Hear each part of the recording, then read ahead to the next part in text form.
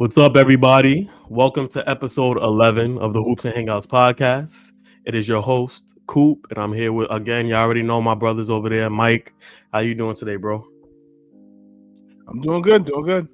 That's good, bro. It's been a minute, so we're going to get right into it. We're talking some NFL today. We're going to focus a lot on the NFL today, because it's not really, we in that time of the year where it's not many sports out right now, and it's not really much to talk about.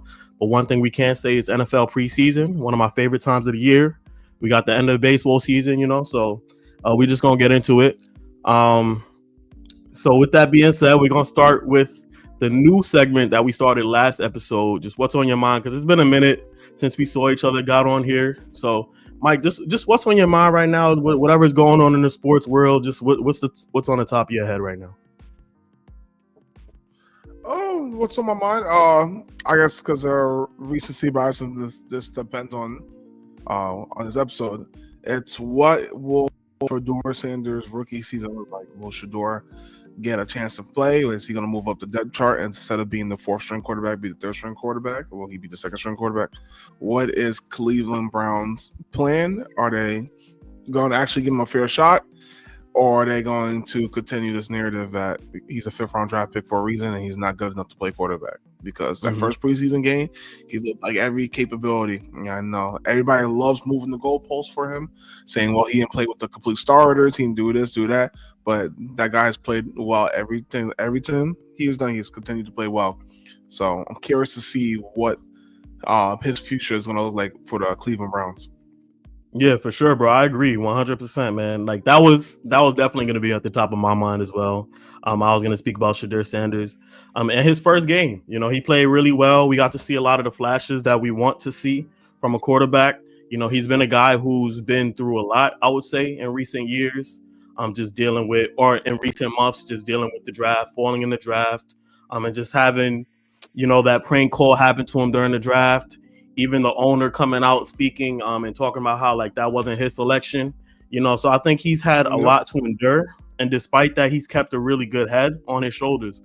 Despite all that, he finished with 138 passing yards, 2 TDs, 19 rushing yards, 14 of 23. So that sounds like a NFL prospect to me.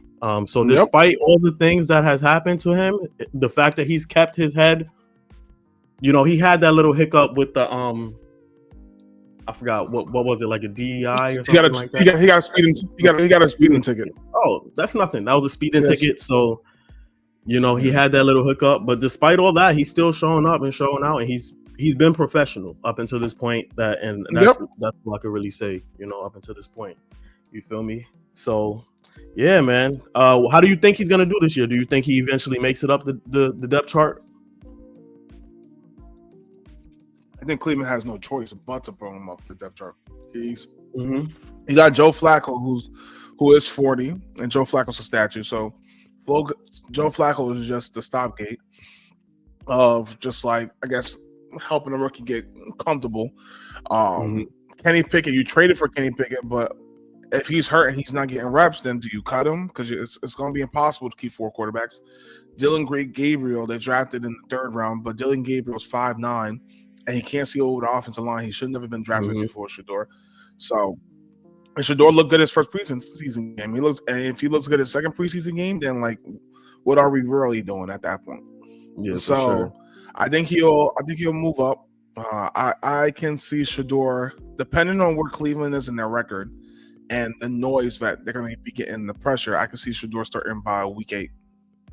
Okay. Week 8 I would see him being the starter of the Cleveland Browns, and then seeing what you have from there. You have 9 more games after that, I think 8 more games. Sorry, 8 more games after that. And if he's good, he's good. If he's bad, then you draft another quarterback and go for your 7th one. But they questioned his athleticism. I think he showed that, in that first game. They questioned his ability to scramble, and he's been able to show that and get out the pocket. I see also in pictures he put on a little weight too, so like he is developing that NFL type of body. So I think by at some point they're gonna have to make decisions. At first I was just on the sign of like why they started him after not getting any type of reps. But I think that can show a different type of character that you have. And this goes to show the different type of character that he's had. So I think it can only go up from here. And I don't really have any character questions about him. People question his ability to lead, his maturity, but I don't really see any character questions with him.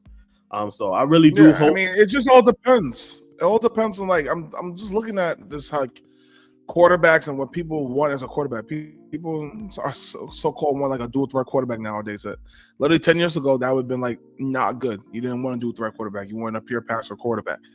Mm-hmm. And the thing is with the NFL, it's cool to have someone who can get out the pocket and scramble, but you also have to make the throws. And I'd rather have a quarterback who is accurate. Everybody always says Shedeur is one of the more accurate throwers of the footballs, and we've seen it.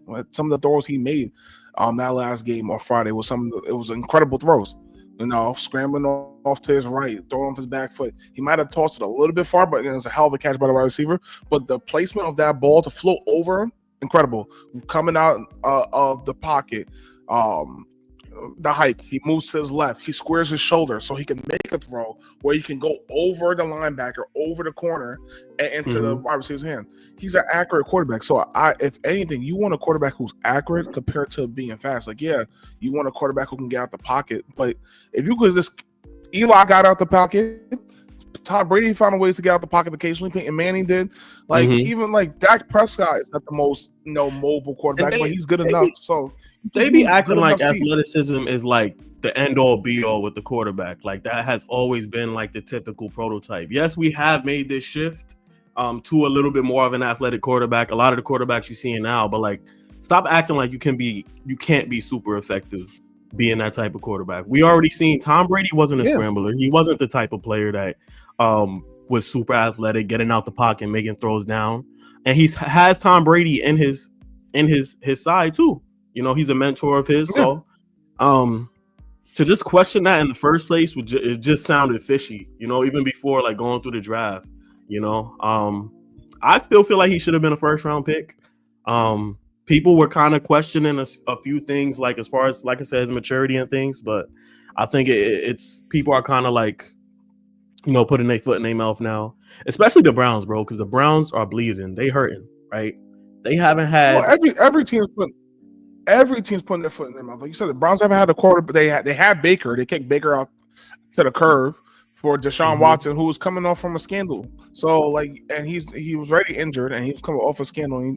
They thought he would just automatically pick right back up, and clearly, Deshaun mentally is not there no more. Maybe physically he might still be there, but mentally he's shot. And you gave up Baker, who you drafted, who got you to the playoffs for the first time in God knows, I think it was like 13 years, and then you let him go. So the Browns, they look foolish. At the same time, they don't. And I would say other teams like the Steelers look foolish. I think the Steelers should have took Shedeur. I think the Jets should have took Shedeur. I think the Rams should have took Shedeur. There's a lot of teams I think, why not have this guy in your building? But, you know, it will always be a conspiracy. I think it is. I think they easily colluded to make sure that he didn't go as high as he should have, or like to humble the kid. But why you need to humble somebody like that? I've seen Johnny Manziel be cocky and go first. No, not first round. Well, he went first round. They drafted Johnny Manziel. He was a number pick. I've seen Johnny Manziel do everything and then something worse. You know, even to a degree, I've seen Baker Mayfield do everything like that and worse. So it's just like, because he flexes his wrist, and you know, he got money. Yeah, he got money. His daddy is Deion Sanders. He's legit. So yeah, and you like those type of characters, I think, in your locker room. You want because that's only gonna bring. Listen, y'all the Cleveland Browns, bro. That's only gonna bring more attention to your team and more attention to the sport. So having a guy like Shedeur on there, like, it's just like, what are you hating on? You know what I'm saying? Like, it can only bring you positive press. You know, if he maintain, and I don't think he's gonna necessarily do anything that'll affect his career. But yeah, I just don't understand that. He's a leader. I'm glad we're on the same page. Go ahead. Yep. No, it's like he's a leader. He's a leader among men, and if there's anybody that can handle the pressure of being a quarterback in the NFL, it's a Sander. As much as it's like, it sounds cliche, it's a Sander, and like for me, what I think I like most about Shedeur Sanders is he went to a HBCU his first 2 years. Then he went to Colorado. So he started in the HBCU. They didn't think he was going to be that good. He helped Jack State get to as far as they can. Then he went to Division One, Big 12. And yeah, the Colorado win many games? No, but it's also Colorado. Before he got to Colorado, Colorado only won one game.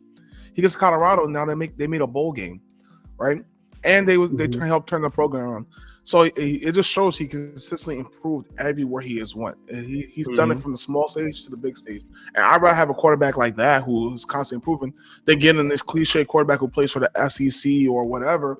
And they fizzle out because it's too much pressure for them. 100% agree, bro. 100%. We'll see. I really do. Yeah, I really do hope he does well and eventually get that starting role. All right. Now we're just gonna get right into it. NFL predictions this year. All right. So we're gonna go predictions. We're gonna talk about the NFL. We're gonna go through each division, and then we're gonna talk about what standings we think it's gonna be at the end of the year. And then we're gonna go over the 3 wild cards. So we're gonna essentially do our NFL playoff predictions this year. All right. So we're gonna start off with the NFC, specifically the NFC West. Who you got? What are your standings looking like this year for the NFC West? Well, if I would rank it, it would go. I think the Rams will win the division. The 49ers will finish second. The Seahawks will finish third, and the Cardinals will finish fourth. Well, you got the Cardinals finishing fourth. Interesting. Like the Cardinals finishing fourth. I think they're close, but there's still some things that they got to work on, and we'll just see how Kyler Murray is. I like the Rams. The only problem with the Rams is it's all due to Matthew Stafford's health. If he stays healthy, then they'll be good. If he gets hurt, then they'll be like 49ers and the Rams can be interchangeable. They could swap out. And then I think the Seahawks, it depends. I mean, we'll see. Sam Darnold had a great season last year for Minnesota. They're hoping that they can build on that and get into the playoffs. But we'll figure out if it's, it was fool's gold or it's actual truth. And with that division, I'm leaning more towards fool's gold. Okay, I'm a slightly disagree with you, but I do think the Rams are gonna win the division. I have the Rams number 1. I'm gonna have Seattle the Seahawks. Yeah, Seattle Seahawks number 2. I'm gonna take the 49ers 3, and then probably the Cardinals last. Now that you think about it, I would have probably had the Cardinals last if they were higher if they were in a different division. But I think a lot of these teams are kind of like really solid teams, I would say. I know the 49ers are dealing with a few injuries on the offense. They lost Deebo Samuel last year. And they also are dealing with Brandon Ayuk being out as well. So I don't know how much if their quarterback – what's their quarterback's name, bro? I'm running a blank on it, bro. Their quarterback is Brock Purdy. And Brock Purdy went to a Super Bowl. So I don't really believe – and Brock Purdy and his ability to lead the team. I think he needs to have all the right pieces around him who are healthy in order to take that next step. Also, Christian McCaffrey's coming off of a down year, an injury-prone year. So we don't know how he's going to look coming back. But I don't know. He's 1 year older. I just don't know how much I trust the 49ers because they have a lot of dudes coming off the injuries. So I probably... That's fair. Yeah. I'm telling you right now, you're wrong, but it's okay. It's all right to be wrong. It's never wrong to be wrong. I don't believe the 49ers bro. They're leaps and bounds better than the Seahawks and the Cardinals. Now the Rams is like it says a dogfight between the Rams, but based on what I know and what I see, I think the 49ers will have a bounce back season, especially with them having an off season last year, off year. And then they bounce back. I think Brock Purdy is good enough to lead that team. Deebo Samuel is a good player, but Deebo, I didn't think Deebo is as elite as I think he was trending downwards. Brandon Ayuk is coming back. They still got Johnson. And then Christian McCaffrey is a game changer with Trent Williams as one of the best offensive linemen tackle in the game. Not one of the best. He is the best. And then the defense is good. They still got, everybody what they have for defense. So I think they're going to bounce back. Now, I can see I would not say they're going to win the division. I don't think they're going to win 12 games, but I can see them win 10. Then they go 10-6. Mm-hmm. So you see them as a this wild division will card be team? tight. Okay. Yes. Okay. 49ers will be the wild card team. Well, I disagree. But we'll see. I don't know. It's just I can't put all my faith in Brock Purdy as a quarterback. I know he's done it before. But he's a game manager, man, and I don't think he has all the pieces that he's gonna need, particularly on the wideout position, to really do what he has to do. I think if Christian McCaffrey can come out, I don't think that was all him though. I feel like it was a lot. It was largely due to Christian McCaffrey and Deebo Samuel and their play. I feel like it's a team effort, 100%. As well. They have a really good coaching staff. They're gonna set him up to be able to make the proper plays, but I don't know if he's necessarily that guy that's gonna get you over the top. Like I don't know. Me personally, I don't see it. You know what I'm saying? I'm not gonna say anyone. I would say which quarterback? All right, you look at these four, right? Yeah. Okay. Matthew Stafford, you believe? Okay. I believe in Kyler Murray more. I believe in. You believe in Kyler Murray? I believe in Kyler Murray more than Brock Purdy, because I think Kyler Murray is also a dual threat. He could also, whenever Kyler Murray is extremely good at scrambling and making things out of nothing. I think he's also kind of bred from that same type of cloth that Patrick Mahomes is, bro. Like I just talent wise, I'm taking Kyler Murray. I don't know. I don't care. I'm taking Kyler Murray over Brock Purdy. I'm not a fan of Brock Purdy, bro. Nah. He's a game manager. I think the coaching and I think the pieces that he had around him set him up to make him look like he was a lot more successful than he actually is, of a quarterback than he actually is. Yeah. Last year when he didn't have those pieces, he was dealing with a little bit of turmoil. Brandon Ayuk contract situation. Deebo Samuel was in and out of the lineup. He didn't really make even Christian McCaffrey not being there. He didn't really make them that much of a better team with him still being there. And I think you've seen it with certain good quarterbacks that have still been able to, despite not having the pieces around them, still be able to get their team over the hump. I.e., Josh Allen. He's another one. He doesn't have the pieces around him, but he still makes his teammates better. And I think talent-wise, but that's not fair. Murray. Bro, what quarterbacks? All right, so name.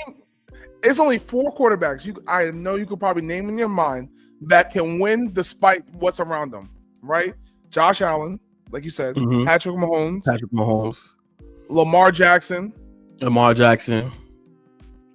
and Joe Burrow. Those are the only 4 quarterbacks you can honestly say. You can look at me and say, despite whoever is around them, they'll find a way to win. Other than that, every other quarterback needs somebody around them to help them win. There's not other than those big 4 quarterbacks. There's not another quarterback that you could take Brock Purdy out, put him in, and they'll be better, and they'll win more games. What's the question? Say your question one more time. So my question is, right?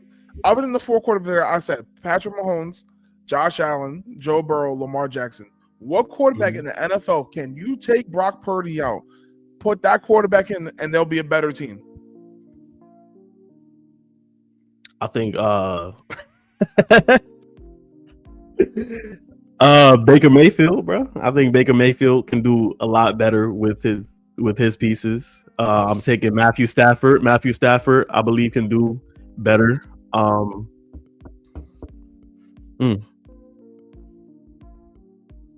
not ready to say Jaden Daniels yet. Maybe Jalen Hurts. So you tell me Jalen Hurts. You telling me right now, Jalen Hurts was with the 49ers. Right now, they would be a better team. Despite all that, right, Mike, he still doesn't have the pieces. So either way, I'm not really going to be confident in him because they're still kind of going through a little bit of injury situation anyway. But that's not his. He's still elevating the team. That's my only issue with when people say Brock Purdy is a game manager. Someone has to throw Brandon Ayuk the ball, right? And if it's freaking Zach Wilson, right? Because Zach Wilson is probably seen more talented than Brock Purdy because he was drafted higher than him for a reason, right? Zach Wilson can't make the same throws as Brock Purdy does. I think Kyler Murray it will do better. I'm not saying he's going to elevate his team, but I think Kyler Murray can do better as well because I think his ability to also run the ball as well and play make in the open field, I think that can set you apart. I don't see that skill set from Brock Purdy. I don't see. I see the accuracy because Brock Purdy's a slinger. He's a gunslinger. He throws a pretty ball, pretty passes to the players into their hands.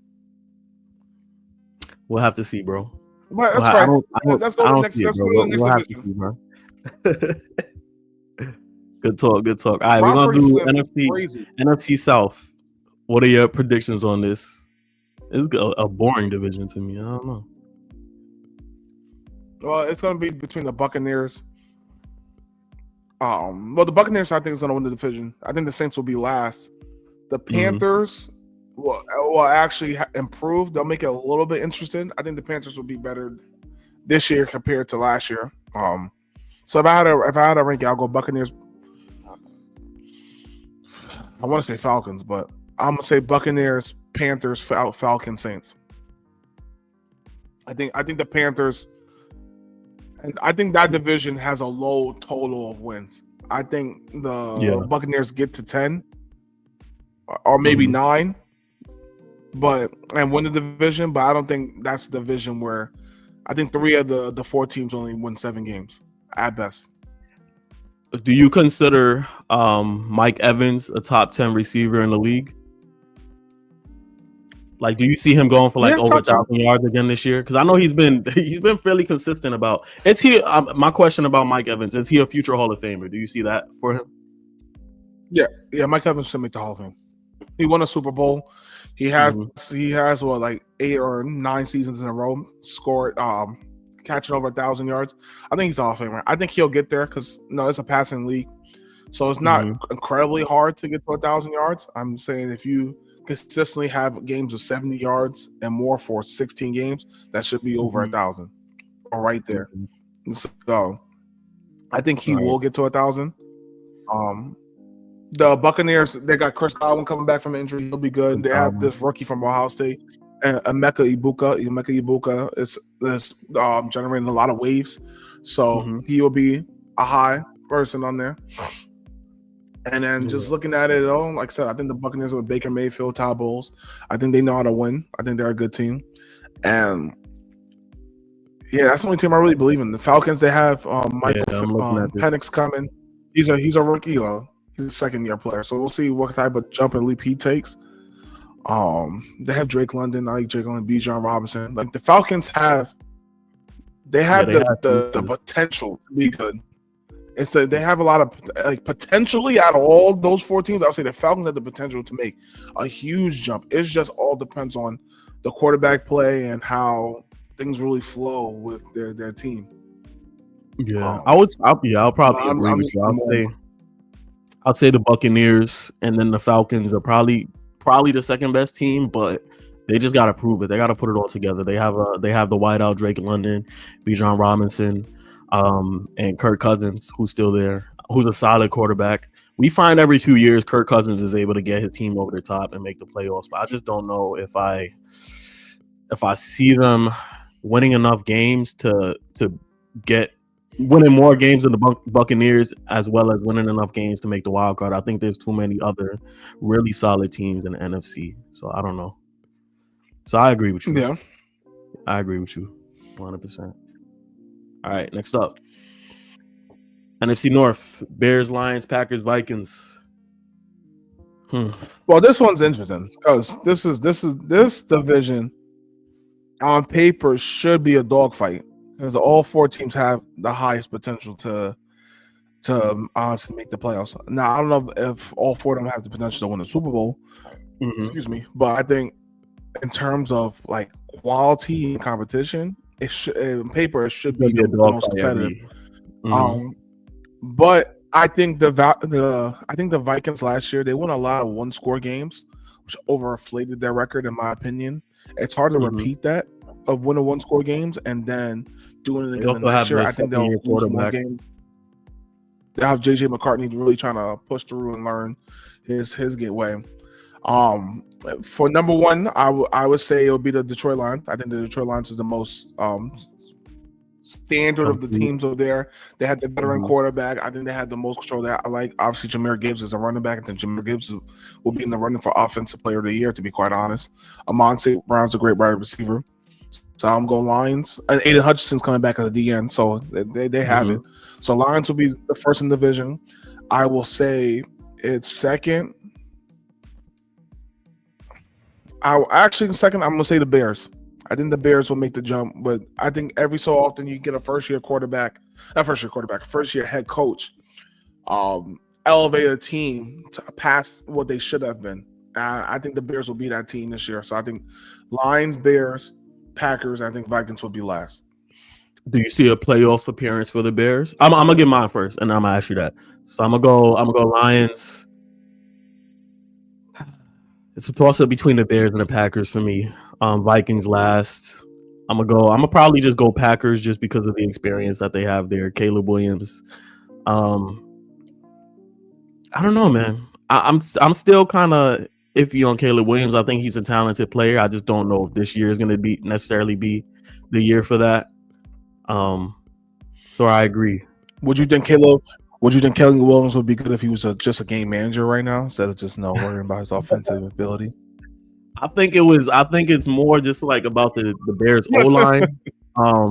You I'll mess with you. Yeah. You petty, bro. I want to say it's a little.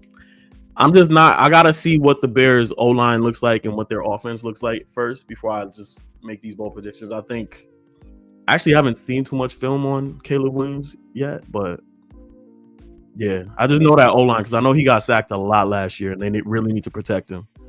Because better now more than ever because you don't want him losing his confidence and maybe going in year after year still continuing to lose his confidence and then maybe not us seeing him as a backup. So I'm gonna keep the Lions in there at number 1. I'm gonna say Jordan Love. So you asked me the question. Oh my fault. Go ahead. No, because you asked me the question, do I see the Bears making the playoffs? I actually do. Mm-hmm. I think the Bears will be my second wild card team. There's 3 wild card teams. I think the Bears will be my second wild card team. Okay.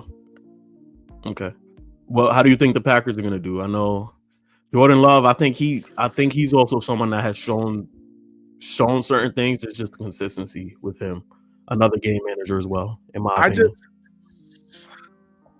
I just can't. In my belief, it's hard for a division to be as good. Like the NFC North last year was really good. 3 of those teams made the playoffs: the Lions, the Packers, and the Vikings. The only team that didn't make the playoffs, obviously, was the Bears. It's hard for me to believe that that's going to be the same thing that happened again the next year. There's always some form of drop off. There's always some form of teams not winning. With the Packers, they got our first round wide receiver this year, and Marcus Golden, and he could be good. Josh Jacobs is always a good running back. It's something about the Packers. I feel like they're just lacking that next step. I think they'll be close and hovering around the playoffs. I think it will come down to the final 2-3 weeks for them to see if they'll make the playoffs. If they lose a game or they lose this one game, then they will be out the playoffs. I think they'll play spoiler. I just don't see 3 teams coming out of this division, so I don't think the Packers will make it. I think let me get to the next final NFC team division. I think 2 teams from that division will make the playoffs. Okay, I agree. This division is really weird, and I don't think they're going to be as strong as they were last year. I know Packers also lost a few pieces as well, and Jordan Love. I don't know. He's just been real inconsistent for me to really be super confident in his abilities. All right, we're gonna move on. We're gonna move on to the NFC East. What I think is probably the most interesting division in the NFC. I'm gonna start. I'm gonna go Eagles. I think I'm gonna put the Giants as number 2. You lost your goddamn mind. I'm gonna say the Giants number 2. They're gonna sneak in and get a wild card position this year, and then I'm gonna also say Cowboys and then Commanders. I think to a degree the Commanders fall off. I think Jaden Daniels has a little bit of a slump this year. because I think at a certain point, certain teams learn how to game plan against you, and I feel like he's gonna have to deal with that certain thing. We seen it last year with CJ Stroud. You know, they're gonna kind of try and figure out and game plan differently against you, and we're gonna see how he reacts to that. So I think they're gonna kind of fall. I'm gonna go Giants second because I think Russell Wilson is serviceable, and I think Malik Neighbors is a top 3 wide receiver in the league. And I think we have Abdul Carter. Our defense is our pass rush is beginning to be elite. Yeah, so I'm gonna go with the Giants. I think I've seen multiple years with Brian Dable as the QB. I've seen multiple years our defense being able to carry us to win games, and I think our defense, we have the defense to be able to carry us enough to win enough games. And I don't think we don't have Danny Dimes anymore to stress me out. We have Russell Wilson, who I think is going to be serviceable. He did decent last year. It wasn't great. He did decent, and I think he'll keep us above water to be able to slide and get a wild card spot.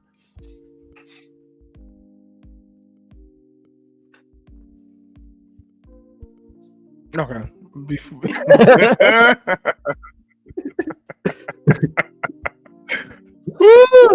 Okay. I almost couldn't even believe myself talking about that. I'm gonna just go with it. Mm-hmm. So, there's a lot to unpack what you just said. Okay, Eagles will win the division. Yes, they're the best team. We still don't know how to stop the tush push. The tush push is unstoppable to stop. So we figure out how to stop the tush push. They're not going to lose that many games. But for you to have the goal to say that the Giants will be the second team in that division, Nope. Am I a delusional Jets fan? Well, let's talk about this right here. All right. Bada boom, bada bing. First team was going to be the Eagles. Second team is going to be the Cowboys, actually. I know it's crazy. Cowboys will be the second team. They have CeeDee Lamb and George Pickens, and they are figuring out the running back, but that enough should be enough. A third team will be the Commanders. Fourth team will be the Giants. Okay? Oh, that's disrespectful. Back Eagles is great. Giants will – let's start from the bottom up, actually, because the Giants – Week 1, they play the Commanders at the Commanders. Do you think they'll beat the Commanders week 1? Easy dub. In Washington. Easy dub. Okay, so you haven't won. We don't catch people slipping. So then they go play. So you haven't won it all right now. Then they play the Cowboys week 2 at Dallas. We'll probably lose that one.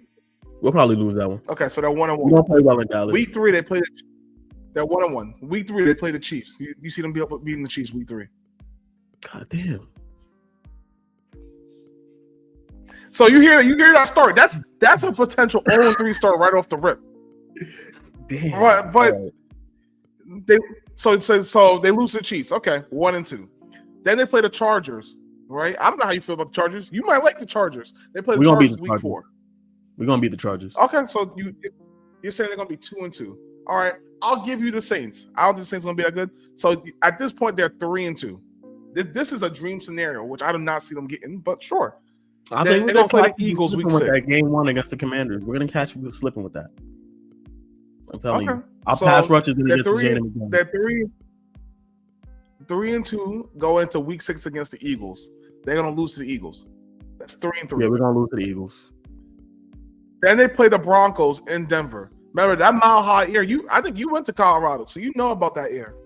That's a lot of that's hard for the lungs. I think they're gonna lose that game. That's 3-4. I think we beat the Broncos with a field goal. I think it's a close game towards the end. And I think Russell Wilson.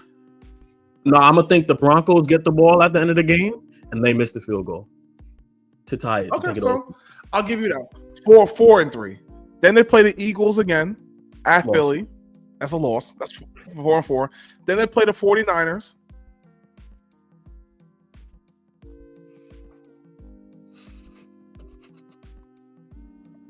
That's a loss. Our pass rush is getting to Brock Purdy that day. Our pass rush is getting to Brock Purdy that day, man. All right, sir. So okay, so yes, sir. So 5-4. So then they play the Bears. You beating the Bears? We'll beat the Bears. Nah. So we'll beat the Bears. You have the Giants at that point 6-4 or 5-5. The Packers. We win 8 games. We get in the play. We can get in the playoffs. You're not winning 8 games though. You're not winning 8 games. I'm just looking at the schedule. There's no way y'all win 8 games. All right, Mike, stop. There's Who we got next? Who we got next? There's Who we got next? All right, so We said the Broncos. The Bears, they played. Oh, Bears. Mm-hmm. After they play the Bears, they play the Packers. After they play the Packers, they play the Lions. After they play the Lions, you can beat the Patriots. After the Patriots, you don't get your bye week until week 14. Your team's gonna be beat up by that point. And then you got to come back and play the Commanders off of the bye week, then the Vikings, and then the Raiders. You could beat the Raiders, but Raiders never know. And then the Cowboys. There's no way they win 8 games. That sounds like an 8. Based on what we said, that sounds like an 8-win team to me. That sounds like an 8-win team to me. We beat the Raiders, right? We beat the Patriots. Who else you said we had? We beat the Raiders. We beat the Patriots. Who you said? You said another team. I'm like, we could maybe win. The only 3 teams I know for sure that you're going to beat is the Raiders, the Patriots, and the Saints. That's crazy. I feel comfortable enough. We could beat the Chargers. That I feel. Wait, where's the Chargers game? Is it in LA? I believe the Chargers was in New York. I believe it was in New York. Okay, let me see. I'll tell you right now. I'm looking back at it again. They will be playing the Chargers in New York. It's in New York. Okay. In New York, yeah, we win that. We win that. But bro. it's like early. It's like September. It's not like it's cold New York. Okay. I don't love the Chargers, man. Like, I don't know. They're inconsistent too. They're one of those inconsistent teams too. Other than Malik Neighbors, right? You have watched Russell Wilson play for the Broncos. They kicked him out the curb. You watch him play for the Steelers. The Steelers wanted Justin Fields, but they wanted Justin Fields back before they wanted Russell Wilson back, and they fumbled it because they benched Justin Fields when he was playing good. And you're going to try to tell me that that Russell Wilson will be your starting quarterback enough for the season where you guys would be able to make the playoffs. You know Jackson Dart is coming in. You know it. You know he's coming in. I think Russell Wilson is going to be serviceable enough to get us over the top. I mean, not get us over the top, to win some games, bro. I think our defense is going to largely carry this team. I think our pass rush is going to keep us in this game. I've seen Abdul Carter had a pressure in the preseason game last week against the starters, against the first string starters, against the Bills. He had a pressure on almost every single play that he played. I think he's gonna. Abdul Carter. I think he's gonna is great. A lot of games. Thibodeau, Carter is great, but he's not Lawrence Taylor. He is not Lawrence Taylor. He's still. I was about to say some crazy shit. Let me get crazy. Not yet. He is not there yet. Not yet. But he's gonna be good. He's still gonna be good, bro. Defensive rookie of the year. I like the Giants. I like Brian Burns. I like Dexter Lawrence. And I like Abdul Carter and Kayvon. Y'all might as well just get rid of him. But after your pass rush, right? You guys don't have corners. Brandon Banks is debatable, but other than that, don't really have corners, and we don't even know your linebackers at all. So if they get past the first, because you can't name a linebacker. So if you get past the first, I know Pinnock. I know that dude. I know he's solid. You get past the first level on the Giants, and then in the run game, they're cooked. So you're banking on the quarterback being back there and sacked all the time and having negative plays. That does not happen as often as you hope it will. And I think our running game is going to step up too, because we still got Tracy from last year who's going to probably improve. And we also have Cam Scatterboo, bro. Scatterboo! I trust that man. I think he's going to surprise. What happened? He's going to surprise a lot of people. Oh, I like Scatterboo, but Scatterboo is hurt. He's going to surprise a lot of people this year, I think. Offensive rookie of the year. All right. And defensive rookie of the year. Let's go to the next. I'm chatting at this point. I'm chatting. Let's go to the All AFC. right. Let's go to the AFC. All right. What I got going on here? All right. Let's hide that. There we go. AFC. We're gonna start with this division. This is the juicy division right here. Juicy division. So it will be the Ravens. Ravens should win the division. Ravens, Bengals start slow every season. As much as I want to say the Bengals will be right up there, they start slow every season. They lose like their first 3 games, and then they'll win, and then they'll lose like another game. They'll be 1-4, and then they'll make a mid-season like resurgence. I'm going. And they got too many distractions. I'm actually gonna go. You know what? No, hear me out. Hear me out. Steelers. Looking at this, I think the Steelers will win the division. Hear me out. Steelers. I think the Steelers will win the division. I will actually go Steelers, Ravens, Bengals, Browns. Why do you say that, bro? I think the Steelers. I like the Steelers more in essence of Mike Tomlin. I don't think Aaron Rodgers will have as much influence this go around as he did with the Jets. I think he'll just be known just to play football. I think the Steelers always scheme enough to get them to 9 wins. So I think Aaron Rodgers is a better quarterback than what they ever had in anybody in the past 3 years. So I think Aaron Rodgers can get them 2 more wins. So if it's 2 more wins is 11. The Steelers always plays the Ravens tough. The Bengals start off slow. I think the Steelers will slip up and lose a game to the Browns because that's what they tend to do. But I think the Steelers have enough to get there. And I'm not the biggest believer of the Ravens only because I like Derrick Henry and I like obviously Lamar Jackson. But I never like any of their wide receivers. They never have wide receivers. They probably got somebody, but I just can't think of right now. But they don't got wide receivers. Zay Flowers. Oh yeah, they do got Zay Flowers. Zay Flowers do stretch. He does stretch the field. But I don't know. Something's off with me with the Ravens this year. I don't feel as confident. And I love the Ravens. They're my second favorite football team. But I just don't feel as confident with them this year than years past. But I think they still make the playoffs. And I think that might be in their benefit, the fact that they are a wild card team compared to a division team, because now they're a wild card team, I think they'll catch a team slipping at home because it's more pressure in the playoffs when you're not the home team, when you're the home team. So I'm going to go Steelers, Ravens, Bengals, Browns. Okay. I'm not going to go Steelers, but I'm going to say Ravens, Steelers, Bengals, Browns. Because I think the Ravens are probably one of the better teams in the league.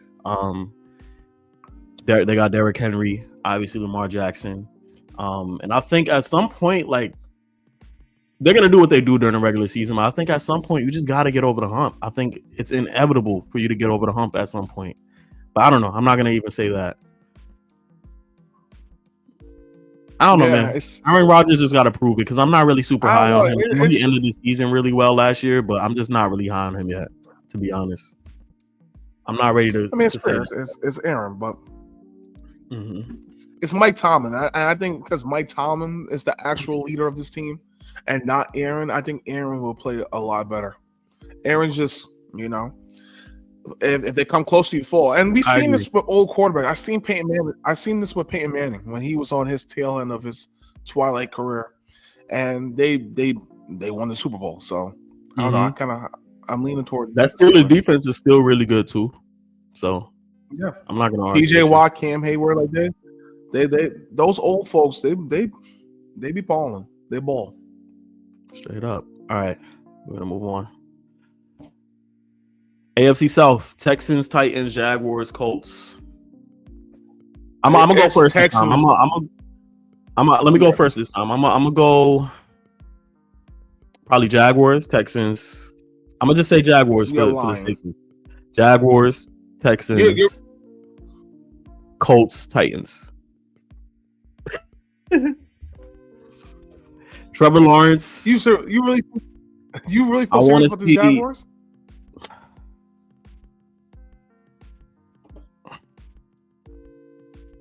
Yeah, let me be careful. Let me be careful. In your heart of hearts, you really feel I like can't. I can't do Jaguars? it. I can't do it. You're right. You're right. I can't do it. I can't do it. Texans, Jaguars, Titans, Colts, Titans. I mean, Titans. I can't do it. They got Hunter. Okay. They got Hunter. I don't know. Got Hunter, but Hunter. I think Jaguars make the playoffs. I'm not going to say they're going to win the division. I think they make the playoffs, though. I want to see how Hunter looks, though. I think he's going to be a really good piece offensively. They still got Kirk. Yo, I can't even say like people confidently to even argue for them. I think they slip in. I think Trevor Lawrence comes in with something to prove this year. Yeah. All right. I think this division is a flat out wash. I think the Texans win this division by a mile. I say the Texans win. The second best team in this division is going to honestly be the Tennessee Titans. The Colts will have the worst record in the division, and the Jaguars will finish third. I like the Jaguars' offensive weapons, but I don't like Trevor Lawrence, and I don't know anybody on the defense that I feel comfortable with. Maybe Miles Jack. I think he's there, but yeah, Texans gonna win this by a mile with this. Nico Collins is gonna be definitely in the run for Offensive Player of the Year. CJ Stroud is gonna be good enough to do everything. Still got Joe Mixon. Yeah. They got Nick Chubb there. They also got Nick Chubb there, so he's a good change of pace back. And then they also had the other wide receivers who are like. So the Texans should win this division easily. I think the Titans will take a step up. I think Cam Ward is a lot better than I forget his name with the Mayo. It's gonna come back to me, but I think the Titans are actually a lot better than what people think they are going to be. The problem with the Jaguars, and I like Travis Hunter. I think Travis Hunter can play both sides of the field. I just don't think he should play both sides of the field. If that makes sense. I think he should primarily play wide receiver. And if he's going to play corner, I will only put him in defense as a corner for like a second and long, like second and 16 or third and like 10. I would have special packages for Travis Hunter to come in the game. I can't see him playing both ways. I think because he wants to, and they want to keep that narrative that he could play. I think they're going to stretch him too thin. I don't think he's going to get hurt. I just think he's going to be stretched too thin. And I think that he should primarily play wide receiver and then have special packages. Or they could do the opposite. Primarily play corner. Maybe if they want to do it that way. One game he's the primary. Depends on the matchup. We're playing the Eagles and AJ Brown. I do think he's going to get hurt. I do think he gets hurt. If he plays on both sides, I do think Travis Hunter gets hurt, man. Because I don't know, like the NFL is just it's just a physical sport. You know, you can't do it, and it just takes so much out of you. Like, say there's a hurry up offense, right? Say they do a defensive drive and it's a long drive and it's a hurry up offense. Do I have confidence that Travis Hunter, and now on offense, the Jaguars have to respond and march down the field to score? Am I trusting Travis Hunter to be able to then line up at wide receiver to march down the field? I think it's going to be a little bit of a stretch thin. I think often playing so much minutes, that's why you reduce minutes typically in the NBA. That's why you do certain things to reduce minutes so it's not as much wear and tear. And I think that I do want him, and I hope that he is able to play on both sides, but I think it's going to be real difficult. I don't think he's going to be playing every possession. I think they're going to pick their spots. Like you said, maybe second and long or something. But I think if they're playing him hundreds of snaps on both the offense and defensive side, it's going to be too much for him, I think. My only rebuttal for why I think he could play and he won't get hurt is because he plays corner, and corners are not known for tackling. So if he played like a more physical position, like a linebacker, so that's a lot of constant banging and banging and banging. Because he plays corner, I don't think it's not as much as a wear and tear. The only thing I hope he does not experience is soft tissue injuries. So like a pull hammy or a calf strain. Those are the concerns. I'm thinking game plan wise, bro. Like I said, like say there is a long drive, bro. Like it's just like you need Travis Hunter on both sides of the ball. He's an asset on both sides of the ball. if he does a long drive on defense, I'm not expecting him to go out there and he's gonna be what other pieces does the Jaguars have at wide receiver? Well, they have Brian. They have Brian Thomas Jr. He's the primary number one wide receiver. Like you said, they still got Christian Kirk. So if he needs to come out for the game for like 2 to 3 plays, I think he can come out the game for 2 or 3 plays on offense because, like you said, it depends on the package. If they're running the ball and they're doing like a power run formation, there's only like one wide receiver out there for a power run. So obviously, Travis Hunter's not going to be the game. It just depends. Like I said, there's ways to get him breaks in the game. There are 100% ways to get him breaks. There's 100 different type of schemes and formations that you can do to get him breaks. So I hear what you're saying. If he does like a whole, it's like a 7-minute offensive drive for the Buccaneers against the Jaguars, and he's in the game. Yeah, he's gonna need that break. But I think you can find ways to give him that break, depending on just the matchup. It's all for Liam Cohen to figure out how to do it, but you could change it up with formations where he can get a break. It's just like I said, I just don't. I'm assuming he's in incredible shape in terms of like stretching and I know his cardio's up there, but it's like in terms of stretching and keeping his joints and limbs limber, and he could do it now because he's only probably I think he's 22, 23. So he probably has like 4 or 5 years where he can go both ways. Obviously, once he turns like 28. That's it. There's no more going both ways. It's either your wide receiver or your corner. But I just don't want him to pull something. That's my biggest concern. The moment you pull something, it takes forever for like that soft tissue to get fully healed. That's my biggest concern of going both ways. I'm not concerned about the hitting because I watched the last game with the Jaguars. Boy didn't try to hit at all. He completely missed. It was not a hit at all. Yeah, I saw that. And that's fine. Just wrap up. Grab his leg and wrap up. That's all I ask for. Eventually, somebody else is going to come in and clean it up. But Sauce Gardner don't tackle, and he's great. So you don't have to tackle. Just be in the area. Just hold them. Just hold somebody. I got you. It's just a soft tissue. I'm worried. All right, AFC West: Broncos, Chiefs, Chargers, Raiders. Well, it's going to be the Chiefs. Chiefs are the best team. And they got the best quarterback. They'll rule that division. So I'm going Chiefs. I'm going. If not now, when will it ever be? The Chargers, the Broncos, and then the Raiders. The Raiders. Do the Broncos? The Broncos made the playoffs last year. Do they make the playoffs again? In your opinion? I think Bo Nix is a solid QB, but I think he's also one of those guys that you got to show me. You got to put it together. I know he had a few 100-yard games, and he had a lot of really good offensive games by the end, but I don't know. You got to show me. I don't trust him. I'm going to say the Broncos do make the playoffs. They do? Okay. They do make I think 3 teams from this division will make the playoffs again. Chiefs, Broncos, Chargers. As much as I can see that for them. So I don't know. I think the Broncos defense is obviously one of the best in the league. I think.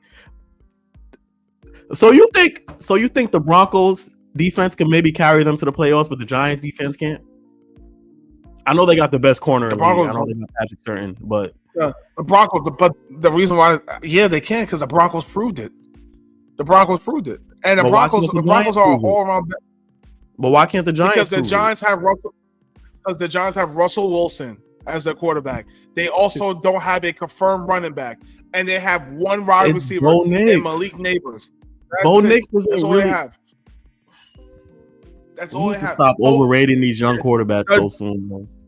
Stop anointing them because Bo Nix is the same. It's in the same boat. I'm taking. I'm not gonna say it. Let me be crazy. Let me not be crazy. Bo Nix is leaps and bounds better than Russell Wilson. You know it. I'm not ready to say that, man. Let me stop. Bo Nix. I'm being delusional. This shit. Leaps and bounds. Y'all see my delusion. Leaps and bounds better than Russell Wilson. Y'all see my delusion. You're speaking as a true Giants fan. There's nothing wrong with that. Because look at me. I'm JETS. But I'm gonna be realistic when we get to the Jets part of it. I love my Jets. I know where they're gonna finish. but I know what they're not going to beat yet. Mm-hmm. All right, so obviously, I think the Chiefs win that. I'm between the Broncos and Chargers for that second position, and the Raiders finish last. Oof, this division. So the Bills will win the division. Yeah, Bills gonna win that. The Bills will win, but second place will be the New York Jets. The New York Jets will win second. They will not make the playoffs, though. We will not make the playoffs, but we will show improvement and be about 8-8, or no, 9-8, because that's enough. The Jets will win 9 games. Jets will win 9 games and be 9-8. I agree. Then the third place team will be the Patriots, and then the last place team will be the Dolphins, and the Dolphins will be ready to blow it up because it's just not going to be working out for them anymore. Tyreek Hill will be gone, or he'll be traded mid-season to a team. The Dolphins will be blowing up their team this year. Yeah, I don't know. Like, the Dolphins are just one of those weird teams, man. Like, they have good personnel, but they just haven't been able to, like, put it together. You know what I'm saying? Like, yep. They have a great running back. They have Tyreek Hill. They have the other wideout, and Jalen Waddle. Tua, but Tua's always getting hurt. He hasn't been able to stay healthy, play a full season. I don't know. They're just a really talented team. But I can't find myself. Certain teams in the NFL, I just can never find myself believing in at the end of the day. The Dolphins are going to be bad this year. They will be bad this year, and they will have a debate on if they should draft a quarterback. There's going to be a lot of good quarterbacks this year, and move on for Tua, or try to find a trade partner for Tua, or they will have a lot of questions. And Tyreek Hill will be off this team. He will be. I'm telling you, he's going to be a midseason trade. Mm-hmm. I'm willing to put almost every bet on it. He might be back with the Chiefs. The Chiefs and the Dolphins might have a conversation and trade him right back to the Chiefs. But I think he'll be off the team. I wouldn't be a bad trade for the Chiefs, to be honest. Yep, I think we kind of touched upon it. We're gonna get right into it though. What does a successful season look like for the Jets this year? What are your predictions? What does a successful season look like? Yeah. The Jets ceiling is right. They will make the playoffs and actually win a playoff game. That is the ultimate ceiling. They will win one game, shock somebody, and that's it. And they'll break their 14-year curse. A successful season is improvement. So we've been hovering around. I would like to see the Jets finish at 9-7 this year. I think that would make me really happy. Is it 9-7 or 9-8? Because there's 17. There's 17 games now. So it would be it'll be 9-8. I would like to see them finish 9-8. I think they could do it. Are you confident in Justin Fields that he's going to be like your future quarterback moving forward, years from now, moving forward? Are you confident in him? I know he's really athletic. He has the ability to run, but I haven't really quite seen his ability to throw the ball extremely effectively and consistently lately. Is that a concern of yours? Well, no, because I mean, how many quarterbacks can throw the football? Not that many people could throw the football. They find ways to win. So I am confident in Justin Fields. Actually, I think Justin Fields will. I think he'll do good enough. I don't think we need to get somebody in the draft yet. As much as I think he'll do good enough to win. I think he could be the quarterback future. It's just every week he just has to show improvement. He's a dual threat quarterback, which the Jets have never had ever in their career. And I think he has some good enough weapons. Garrett Wilson's is clearly a stud. Mason Taylor's a stud. Breece Hall's a stud. I think the Jets are one of those teams where it can go either way. It can go either way. They might have a season where it shocks a lot of people and like, wow, the Jets are not the Jets as always. They actually have like organization and they're organized and they're actually really good. Or they have a season where it's like, no, the Jets they're still growing. They're still the Jets, but there's potential there. And I think that's what it is. I think the Jets are a very good wild card looking team. Like you don't know what you're going to get from them. And I was really encouraged. I watched the preseason game yesterday and I was really encouraged with what I saw. They seem more hungrier compared to this year and they seem more organized. And I think no shit to Robert Saleh, but it was just too much of a laissez-faire laughing culture. And I think Aaron Glenn is not like a hard nose, but I think he brings structure that the Jets has never had, and I think that's the type of leader they need. Like we had that with Todd Bowles, who's the head coach of the Buccaneers now.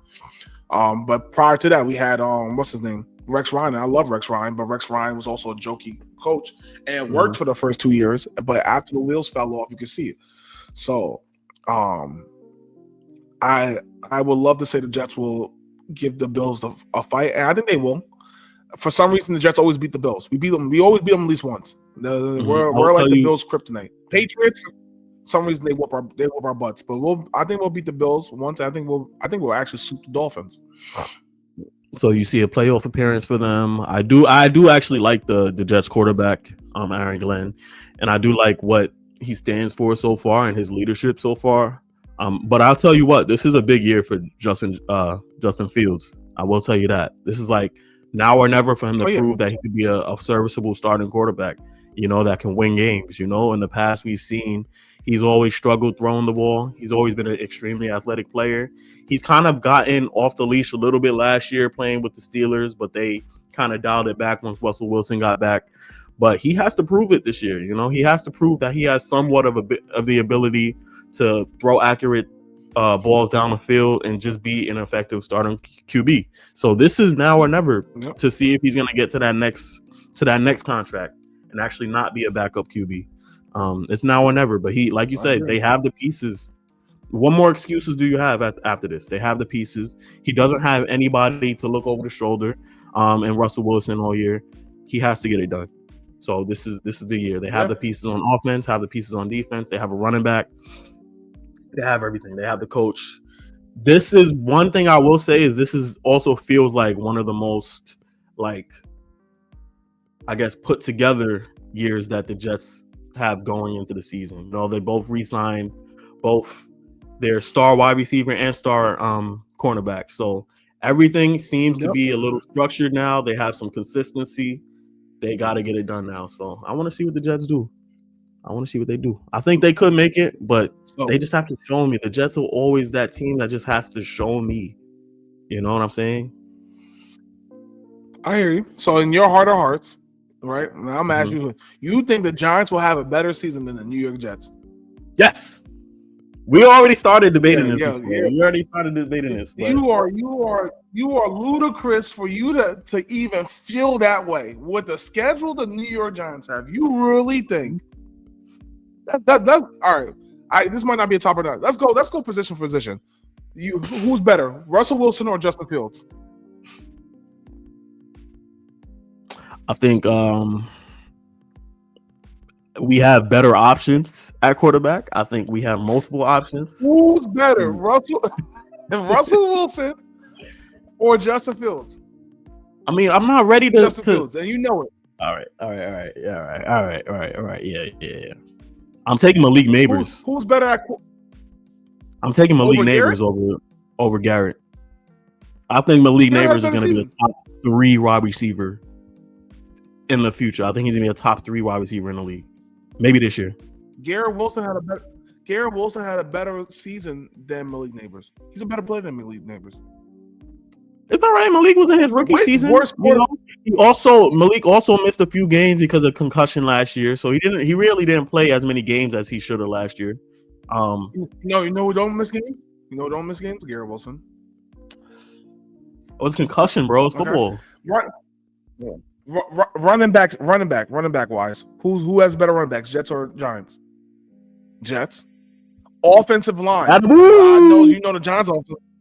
Scatterboo. Giants offensive line has never. Scatterboo is nowhere near as good as Breece Hall, and they went to the same school. They both went to Iowa State. And then offensive line, the Giants offensive line is nowhere near as good as the Jets offensive line. It's not even a competition. Right? Probably. Now, if you want to talk about defensive line, sure. You could say I'm sorry, I missed one position. Tight end. Jets have a better tight end position than the Giants do. Right? Who's your tight end? Wide receiver, you could say it's equal. You could say it's a wash, but I will choose the Jets wide receivers over the Giants, but you could say it's a wash. It's equal, right? Defensive line, the Giants have a better defensive line. Sure, you could say that. I'll give you that. I like all facets. Linebackers is definitely the Jets. Jets have better linebackers. Corners is definitely the Jets. So the Jets are a way better team than the Giants. Now we'll see, bro. You want to do a bet? What's up? We'll do. You want to do a bet? What's up? I've never shied away from it. Man, what's a bet? I don't even know.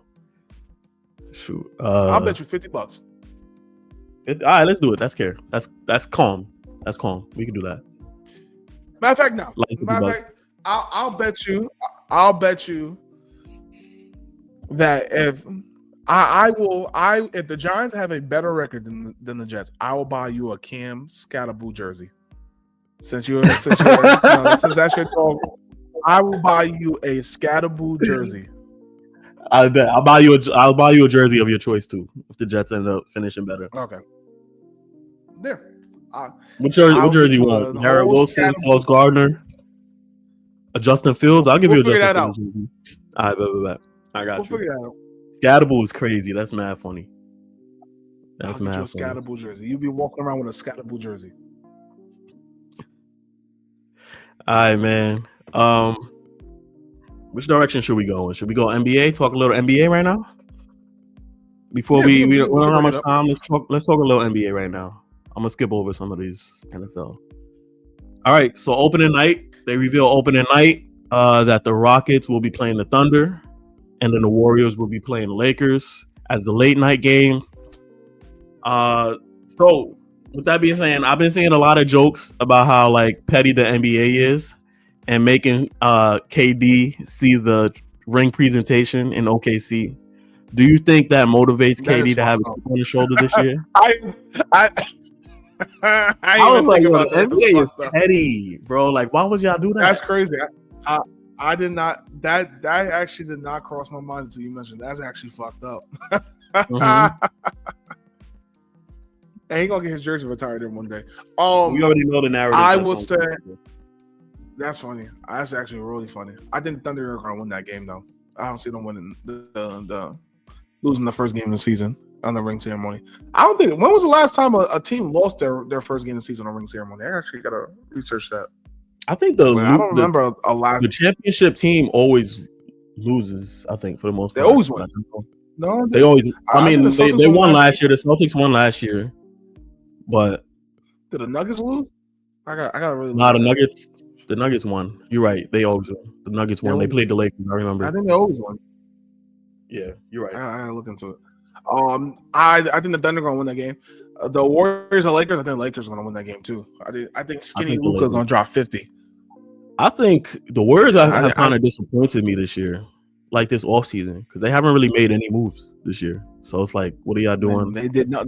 They done nothing except tell Kuminga to take a lot less money. And Kuminga's like, I'm out now. I don't even want to be here no more. And that contract still hasn't been signed either. That contract still hasn't been signed. They haven't been able to find a sign and trade partner for Kuminga. I don't really know. I don't know asking for like the Warriors' problem is they're asking for like a Bentley for Kuminga, but you treated him like he was a damn Kia. Like that, they're asking for Bentley prices for a Kia. If I'm Kuminga, don't treat the car like it's a kid.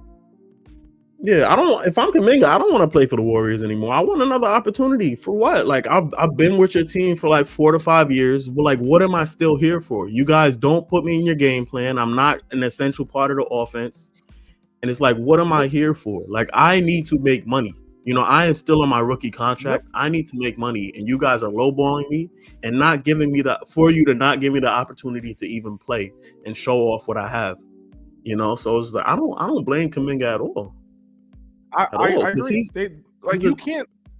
They lowballed his value so bad. Like there was times where they're like, yeah, he's unplayable. We can't play him in the playoffs and this and ever blah blah blah blah blah.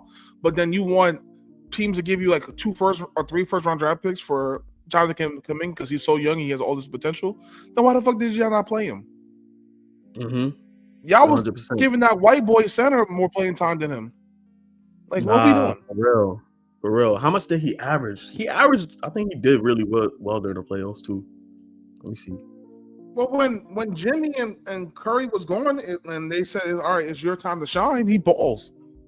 But You know, when Draymond all them are yelling at you, he can't do shit. He averaged, I think he averaged 15 in the playoffs. Imagine with real minutes, what would happen? Am I looking at? Imagine with real minutes, like and that actually gives him more. I've heard some things about Golden State and like from Eric Pascal, a former player on the Warriors, and they just said like just the system and the culture is not really conducive to anyone outside of Steph Curry, you know. And I could tell like it could be a hard thing as a young player to go there and expect to win and do certain things. I think the Warriors have lowballed his value, like you said, and just for him not to play and not to get the minutes, I'm like, yo, like if you really, as a young player at this point in my career, now's the time. You know, now's the time because they've always said, like, if you already lowball yourself as a player, moving forward, teams are already automatically going to see you as that contract. You know what I'm saying? So just move on from him, man. I'm tired of hearing about this, bro. I'm tired of hearing about this. Well, when Curry retires, because I think Curry, Draymond, I think they're all going to retire together. To be honest with you, the Warriors are going to be booty. They are going to be in purgatory. They're going to be in the dark days, the real dark abyss.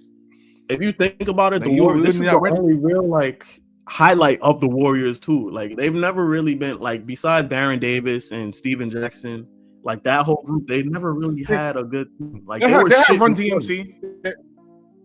Run DMC. They had Chris Mullin and Tim Hardaway. Like they was a good group for a hot minute.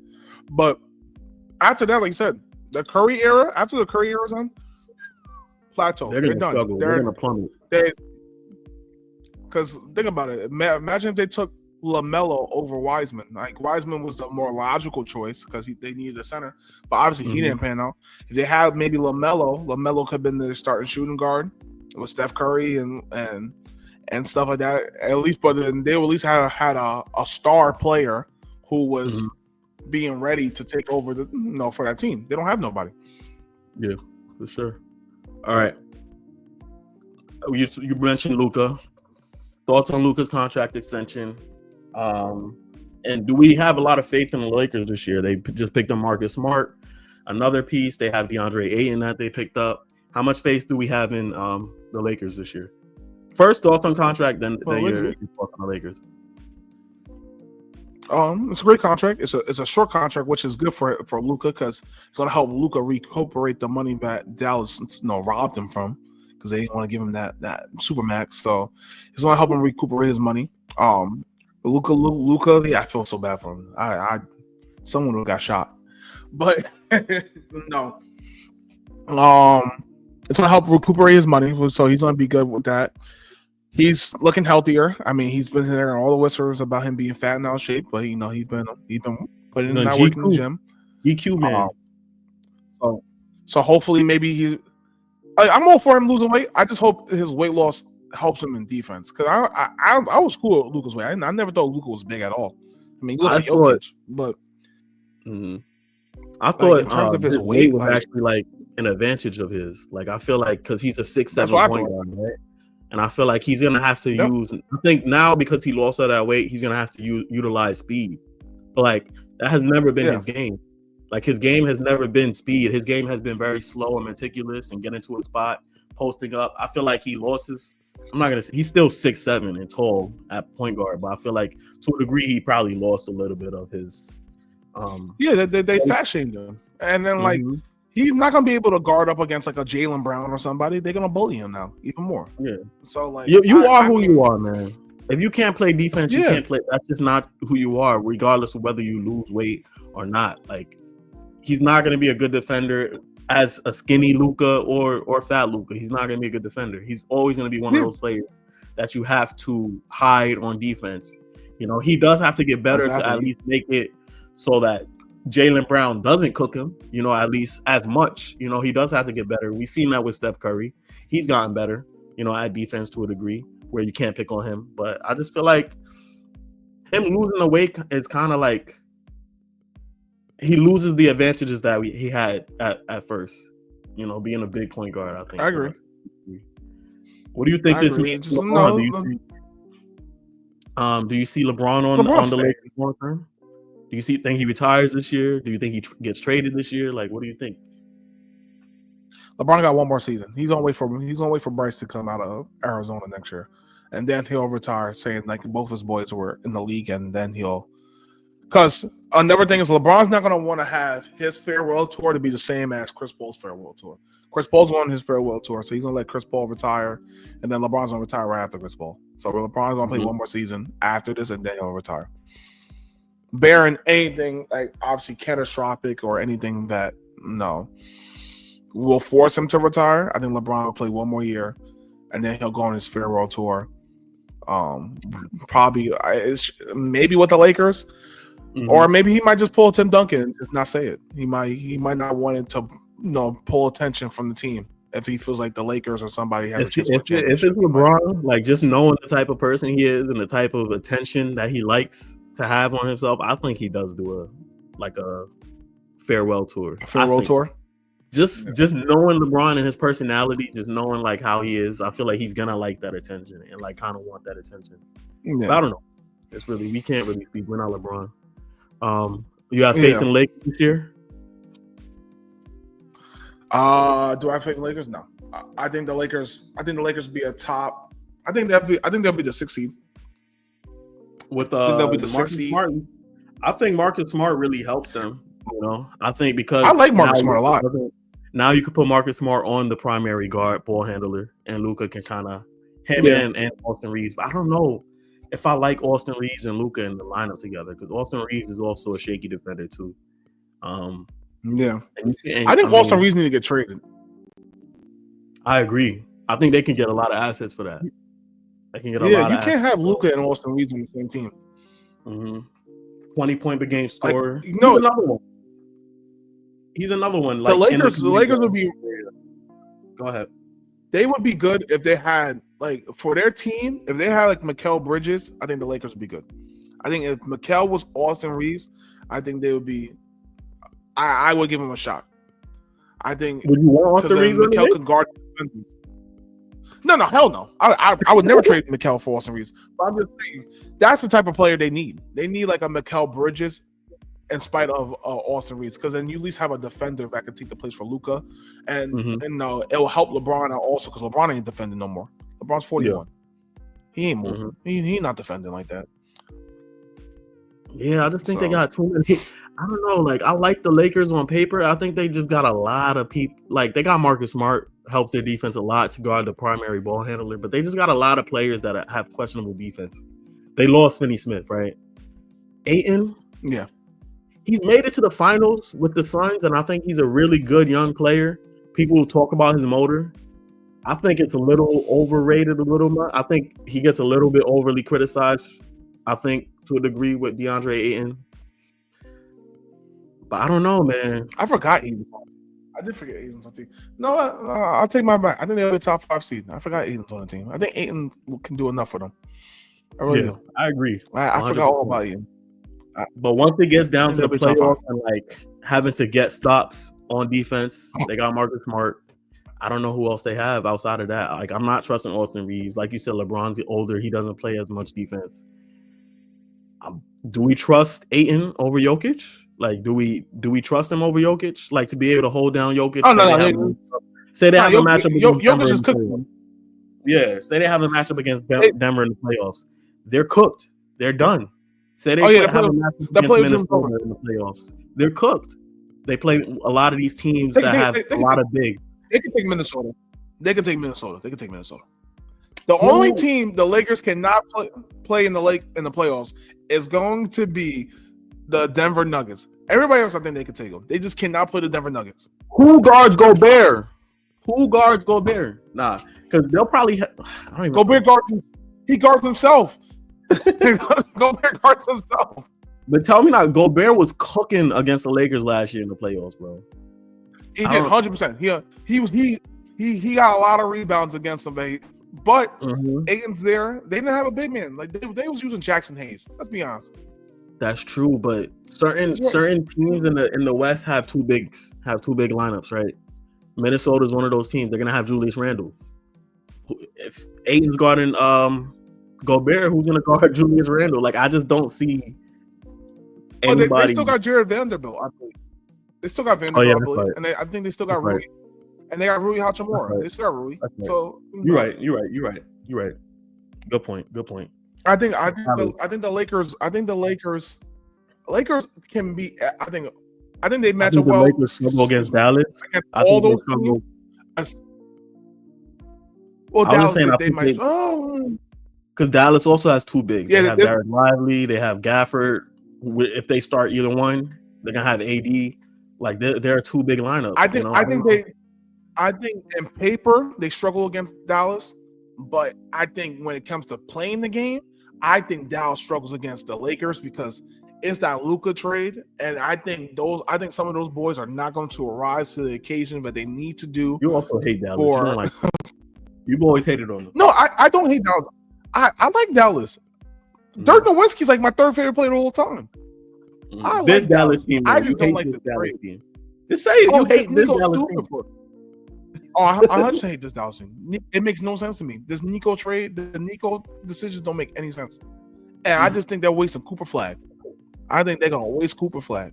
He does not need to be in this pressure. He don't need to be in this pressure cooker of the situation in Dallas. Yeah, I hate that for him. I'm trying to think because they are 100% in. They're in win now mode. There's no like, oh no, if they lose in the first round, disappointment. They lose in, they don't make the playoffs, disappointment. They lose in the second round, better be in win now mode. Mm-hmm. They I don't think Cooper Flag deserves that. I really don't think he deserves that. Yeah. So I do hate this Dallas team.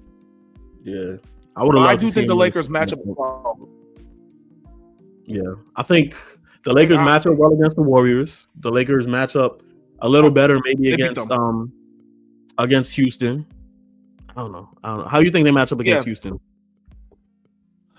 I think LeBron and KD cancel each other out. Sengun is somewhat better than Ayton, but I think Ayton can hold his own against him. Amon Thompson, he gonna have to play his butt off against Luka. He get in foul trouble, they cook. Mm-hmm. They'll probably put Marcus Smart. The only team I really think the Lakers will have it might be swept is the Nuggets because it's the Jokic problem. Other than that, I think they can play. I think they can play well against even the Thunder. I truly do. Because I think they can play well against the Thunder. You think so? And I think so. I really do. I think they can play well against the Thunder. The Lakers is just. I think Luka, in my opinion, I honestly think Luka is the best player in the NBA. In my personal opinion, I think Luka. Over Luka's the best player in the NBA. Over Giannis?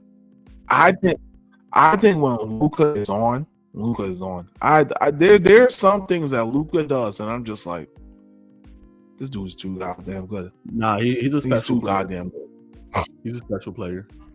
I think, and I saw him drag that Mavs team to the finals, and then he's just like, what's different about Luka is just he's so antagonizing too sometimes. Where you could see like the Devin Booker and then them, you could see the deflation of their spirits. As much as they are competitors, I seen Devin Booker just like he knew it. He was like, this dude's on. Yeah, he does shit to get on your skin for sure. And I think now he moved past the whole Dallas situation. Like I think he's now finally free. I think this Laker team is special. The more I'm talking about them, the more I'm like, no, they could do it. They could do it. They could do it. They got Braun. They got Braun. They got Reeves still. If they could trade Reeves and maybe get some more pieces back, that'll be maybe some more big man depth. I think that could be really helpful. And then maybe they don't even have to trade Reeves because like now they had a full off season now. Like Luka was a mid-season trade, so now you had a full year to kind of like actually like JJ Redick is probably still on the damn whiteboard drawing on plays. Like, he enjoyed not a single part of his vacation. So I think they actually could do it low key, and they did get Marcus Smart. And then they do have Ayton was a number one draft. They still got Hachimura. Ayton's not Ayton's kind of overinflate that. Like I think Ayton's still a really talented. Yeah, He was just in he's Portland. young too. He was like 26, 27. Mm-hmm. Shit, they And could he was do in it Portland low key. playing with a bunch of other Could. bigs. You know. All right, so we're gonna do And one more segment. Wow, go ahead before I move on. No. I'm saying like they could actually do it. Okay, so we've been going for a while now. We're gonna kind of cut it off now. We're gonna do our last segment. We kind of introduced this last episode, and we're gonna kind of do this every week. So I just want to do our Hoops and Hangouts Player of the Week. Mike, take some time to think about it. Anybody in sports that you think hasn't been getting enough shine. It could be any sport that you want that hasn't been getting enough shine and that you want to give more love to. It could be any sport that you want. You go first if you have a player in mind. I actually have to think about this. Yeah, for sure. I'm between Shedeur and or Angel Reese, man. Just the fact I'm gonna go Shedeur. Just because I think that's just at the top of my mind. Just hearing he's my player of the week. Just hearing all the things that he had to go through so far. Just being kind of blackballed during the NFL draft. And just also hearing his owner just come out and saying he wasn't my choice, and still having the dude. I don't know if you've seen the video on social media with the dude who was on the radio talking about how him overthrowing is just like he was just basically hating on him for overthrowing, showing up to practice earlier and having a sore arm. So I think having to endure all the hate and just finally having his chance to shine and put his skill set on display, I'm gonna just give my player of the week to Shedeur Sanders for sure. Keep doing it. Keep showing your money. Keep flexing on the haters, man. Because if you don't got haters, you're not doing it well. So that only goes to show you're doing good in life. Yeah. My player of the week, I'm going to give it to Nafisa Coiler. It's probably going to be the MVP of the WNBA. And she's a hooper. She's a baller. The Lynx only lost, I believe, 4 or 5 games. They are clear-cut favorites to win the WNBA championship, even though I would love for the New York Liberty to repeat. But I don't feel as confident. It takes a special person to keep a team on top. She endured her challenges dealing with the aces, and to them now obliterating the aces while they're not even a factor no more in their path, to them almost pretty much obliterating the Liberty every time they play them. So she got that team rolling, and they're locked in, and they're a buzzsaw. So I can see them going straight through, probably not even losing a game to the WNBA finals until they get to the finals. They're just shout out to Unrivaled too. She also created the Unrivaled League too to rival. The WNBA. That was her. I didn't know that. Her and Brianna Stewart. So shout out to her for that. Yep, Nafisa Collier. I like that one. I was also going to say that one too. But I'm like, let me give Shedeur his shine once again. All right, but that's it. Yep, that's it. That's what we got for episode 11. Again, like, comment, subscribe. Stay tuned for videos on our YouTube. Again, we're gonna try. We be busy. We too busy. We're gonna try and post a lot more often. But glad to see you, Mike. Glad to finally link with you and get on this, bro. Yes, sir. Yes, sir. Take care, everyone.